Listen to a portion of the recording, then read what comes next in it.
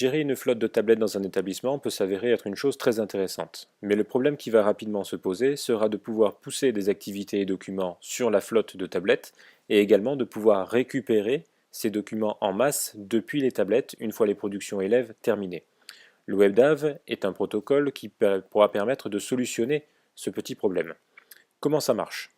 Quand vous utilisez une clé USB, une simple clé, vous pouvez alors facilement échanger des documents par cliquer-glisser entre votre machine et la clé USB par le biais d'une fenêtre. Imaginez alors que la même chose soit possible avec un serveur distant. Eh bien, c'est exactement ce que se propose de faire le protocole WebDAV. Il matérialisera le serveur distant dans une fenêtre sur votre machine et vous pourrez alors manipuler les fichiers tout comme si c'était une clé USB. Pour cela, trois conditions tout de même. Tout d'abord, il faut que le serveur puisse supporter le protocole WebDAV et qu'il vous fournisse, dans un deuxième temps, une adresse URL, HTTP, etc., en tout cas qui soit valide. Dernière condition, il faudra alors un identifiant et un mot de passe propre à chaque utilisateur afin de pouvoir déterminer des permissions précises. Pour utiliser le WebDAV sur tablette dans un établissement, plusieurs possibilités s'offrent à nous. Tout d'abord, certaines applications telles que Goodreader ou PDF Expert pourront directement télécharger un document, ici un PDF, depuis le serveur par le biais du WebDAV. En effet, ces applications possèdent en leur sein le protocole. Il est donc possible de le paramétrer, pouvoir importer un document, le modifier ici de façon manuelle ou bien rajouter des éléments typographiés, tout comme dans PDF Expert. Et une fois le travail terminé, ces deux applications pourront même rapatrier le document depuis la tablette jusque sur le serveur, toujours par le biais du WebDAV. D'autres applications par contre ne possèdent pas cette capacité. Pour pallier au problème, il est alors possible d'utiliser une troisième application gratuite, le WebDAV Nav, qui fera la navette pour elle. Il va donc rapatrier l'activité ou le document en question, et par simple envoi de fichier, une fois sur la tablette, vous pourrez alors l'utiliser sur l'une ou l'autre des applications pour pouvoir modifier, vous approprier ce document. Là encore, une petite nuance va se poser, à savoir que si on utilise Pages ou Keynote pour créer un document ou en modifier un, pour le rapatrier, ce sera nettement plus simple, puisque chacune de ces applications possède le protocole WebDAV en sauvegarde et pourra alors exporter le document directement. Dans la dernière application montrée ici, GoodNotes, qui permet de modifier manuellement des documents, y compris PDF, ce sera un petit peu différent. L'application donc va d'abord transmettre le document à WebDAVNav, sur votre demande bien sûr, et c'est WebDAVNav qui va ensuite rapatrier le document sur le serveur distant. En effet, GoodNotes ne possède pas le protocole WebDAV. Pour mettre en œuvre le protocole WebDAV, tout d'abord, rendez-vous sur votre ENT. Par le biais de votre ordinateur, vous pouvez paramétrer votre ENT afin de supporter le protocole WebDAV et de créer un espace de dépôt pour les documents. Rendez-vous donc dans les groupes de travail et créez un groupe de travail, un nouveau groupe que vous paramétrez. Ici, donc je l'ai déjà fait pour gagner du temps, ma classe de première ES. Je peux sélectionner cette classe et aller dans l'onglet Documents. Voilà mon espace de dépôt. Je peux y charger des fichiers, des documents, tout type de choses que je veux partager avec mes élèves.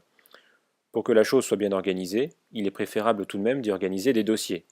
Donc je vais créer un dossier test pour la démonstration et je valide. Je vais d'ailleurs importer dans ce dossier, ici, une de mes activités en PDF afin de pouvoir partager éventuellement cette chose-là avec mes élèves. Donc télécharger. Je choisis mon fichier en PDF donc, que j'avais disposé sur le bureau. L'activité numéro 7 fera l'affaire. Une activité de 3 mégas. Selon la taille du fichier et la réactivité de votre ENT, évidemment, le chargement du document mettra plus ou moins de temps. Voilà qui est fait.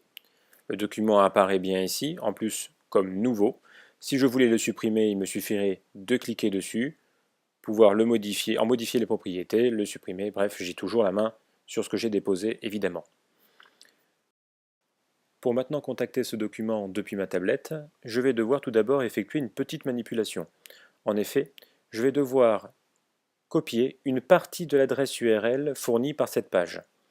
Donc depuis le HTTP, je peux faire sauter le S ici, jusqu'à document Voilà donc ce que je dois copier sur un support papier afin de pouvoir le paramétrer dans mes applications tablette.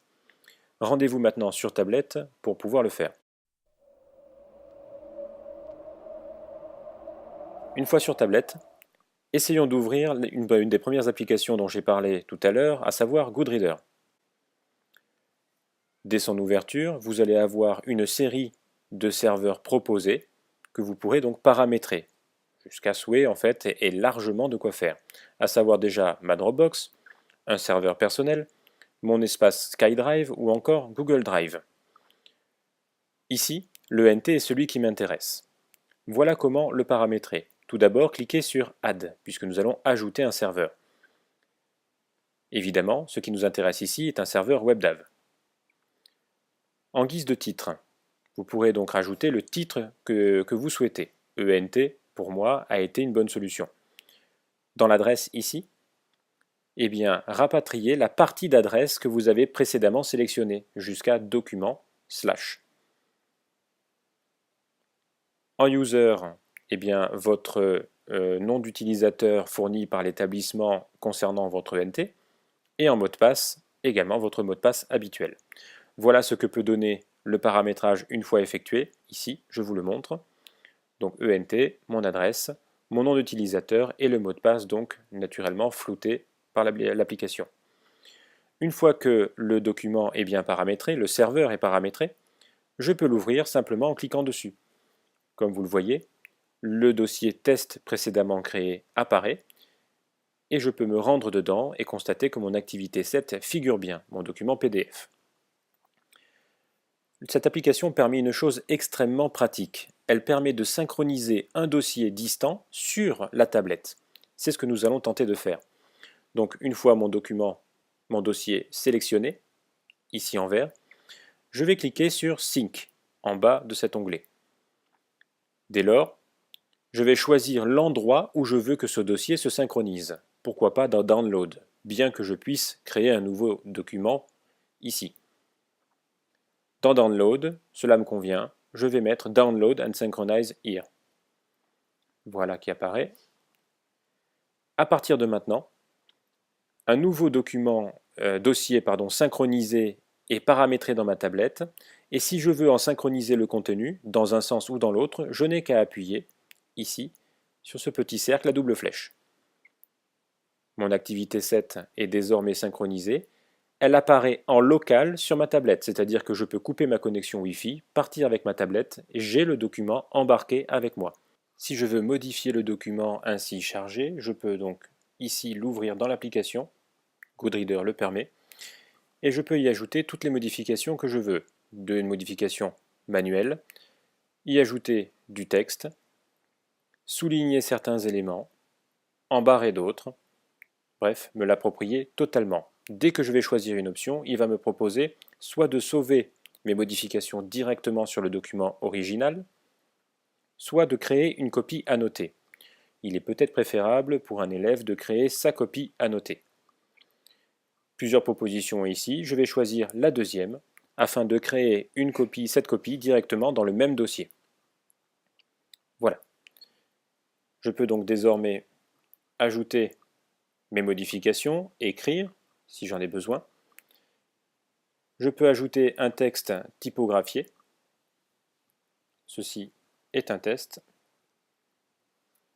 Et je sauve.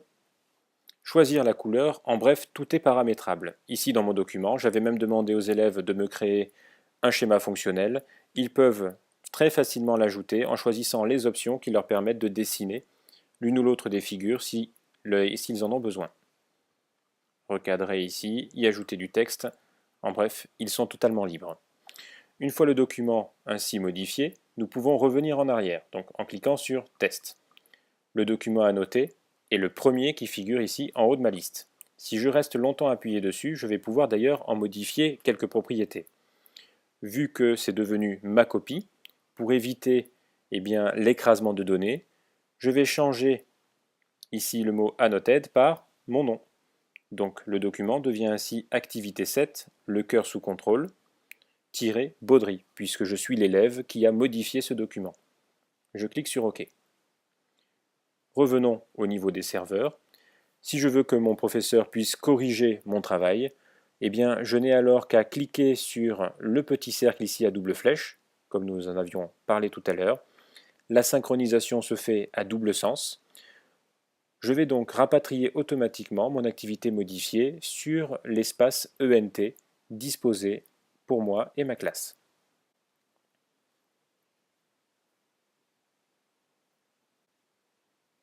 Et voilà qui est fait. Notez que si j'en avais eu besoin, j'aurais très bien pu rapatrier ma première activité et l'ouvrir dans une autre application, ici de mon choix. Donc directement en PDF, dans une autre application dans laquelle j'aurais pu l'exploiter. Ça aurait été la même chose si ça avait été un document, un point doc, donc document Office, modifiable donc sur des éditeurs spécifiques. Allons voir maintenant si ma synchronisation s'est bien passée. Pour cela, de nouveau sur l'ordinateur, je réactualise ma page. Mon nouveau document, donc activité 7 Baudry, apparaît. L'enseignant peut donc télécharger en masse tous ces documents-là depuis son espace, que ce soit depuis l'établissement ou depuis son domicile, corriger le travail et donc le rapatrier sur les élèves.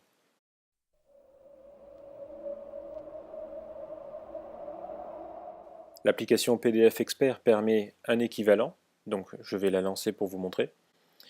Si vous allez dans Network, vous allez pouvoir également paramétrer un certain nombre de serveurs, notamment l'ENT, que j'ai déjà fait.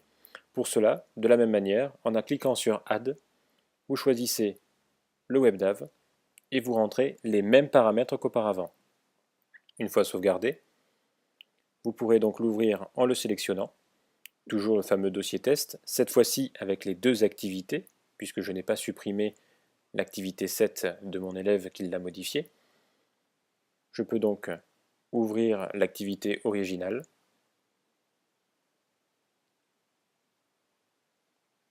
et également la modifier de la même façon, peut-être même d'une façon encore plus fluide, en ajoutant ici des éléments soulignés, des éléments barrés si j'en ai besoin, ou surlignés.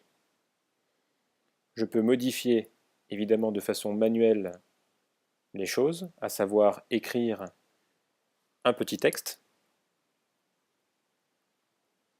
avec un stylet, peut-être pour faciliter la manœuvre. Je peux également, et ça c'est la petite particularité par rapport à GoodReader, importer une photographie si j'en ai besoin. Pour ça, je n'ai qu'à rester appuyé quelques instants à un endroit du document, choisir Image, mais comme vous le voyez, je peux y coller également un son, un fichier son, pourquoi pas, un MP3, ou une signature que j'ai numérisée auparavant. Donc sélectionnons Image. Je vais choisir Caméra, et je vais pouvoir prendre une photo en direct, ici de mon ordinateur, afin de l'insérer. J'utilise ma photo, ici en mettant Use. Elle apparaît dans mon document, je peux donc la recadrer, la placer où bon me semble, et la fixer en cliquant à côté. Je peux à nouveau donc en modifier les paramètres simplement en cliquant une fois sur cette image. Pratique pour rendre des comptes rendus directement donc exportables en PDF. Pour sauvegarder mon travail, il me faut maintenant sauver une copie. Donc je vais cliquer ici sur Envoi, je save une copie. De nouveau donc copie, je peux mettre le nom que je veux, copie numéro 2, en écrasant le document original.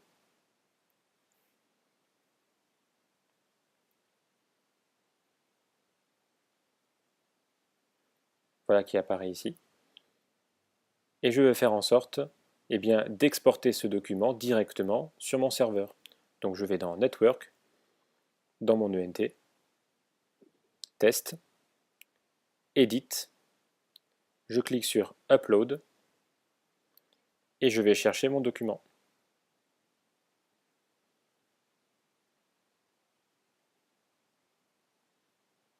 Ici donc, ma copie 2. Et je l'upload. Tout comme tout à l'heure, la remontée va dépendre évidemment de la connexion. Comme vous le voyez, c'est un petit peu moins fluide que sur GoodReader, mais les capacités d'édition sont intéressantes. Rien ne vous empêche alors d'éditer votre document sous PDF Expert et de le renvoyer à Goodreader pour effectuer la synchronisation. Voilà qui est fait, le document apparaît. Allons vérifier ensemble sur l'espace ENT, donc sur l'ordinateur. Tout comme tout à l'heure, je réactualise. Et bien mon troisième document apparaît ici, la copie numéro 2. Donc un deuxième élève a pu travailler sous l'application qu'il souhaitait et me resynchroniser le document sur mon espace ENT.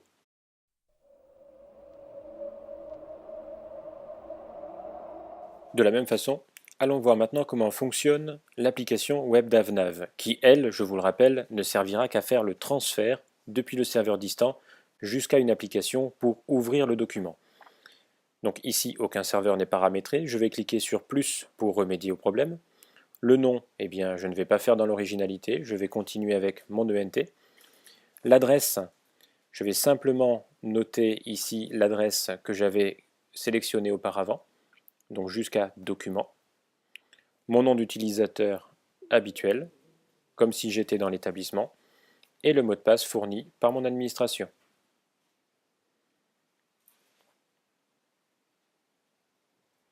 Voilà qui est fait. Et j'en termine. Je mets alors enregistrer et mon serveur apparaît. Je peux de nouveau m'y rendre en cliquant dessus, allant voir donc mes trois activités ici. Et si je veux ouvrir cette fois-ci mon activité originale, je la sélectionne. Je peux donc la visualiser une fois téléchargée. Mais ce qui est intéressant, c'est que je peux surtout l'exporter sur une autre application. Pour ça, je reste appuyé dessus quelques instants et je vais aller dans Ouvrir dans et choisir mon application.